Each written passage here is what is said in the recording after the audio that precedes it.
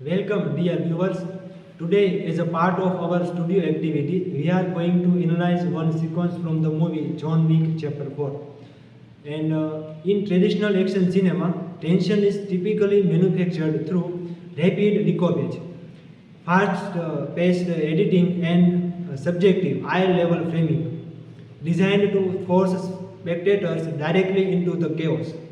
Today, however, we are going to examine a sequence that violently rejects this traditional idea. The famous Dragon's Breath scene from the movie John Wick Chapter 4, directed by Chad Stahelski. We are going to analyze one sequence from that movie. As outlined on the slide, our cinematic analysis will focus on this sequence, utilizing a continuous overhead long take which is not just an empty stylistic flourish but a structural necessity. We will break this into three major achievements. Firstly, we will examine the omniscient gaze. By booming the camera up to the ceiling and up to the extreme God's eye perspective, the film forces emotional detachment.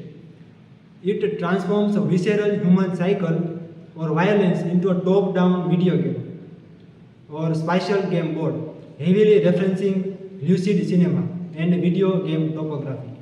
Second, we will analyze the brilliant use of diegetic illumination, which is because the overhead camera floor restricts the use of traditional studio lighting on the floor, the incendiary Dragon's Breath rounds become structurally vital, serving as the primary practical source of the light, which is used to paint the miss and scene.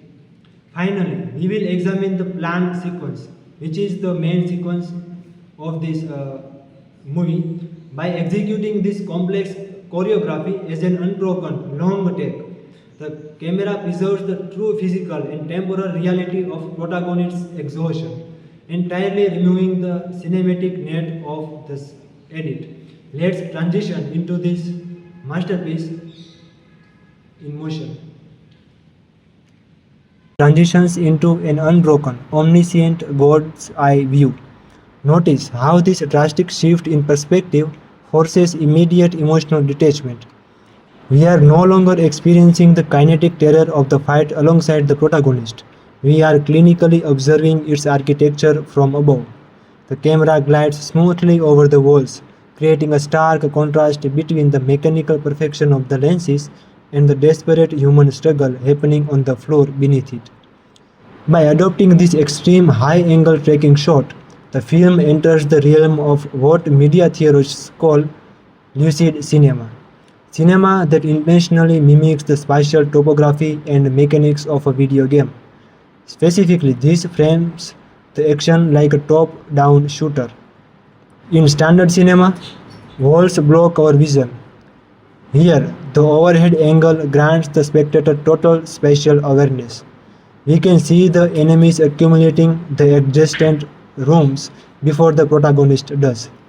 This creates a fascinating dramatic irony. The audience possesses omniscient knowledge, heightening the tension as we wait for the protagonist to navigate the architectural maze. But the brilliance of this overhead sequence is not merely structural.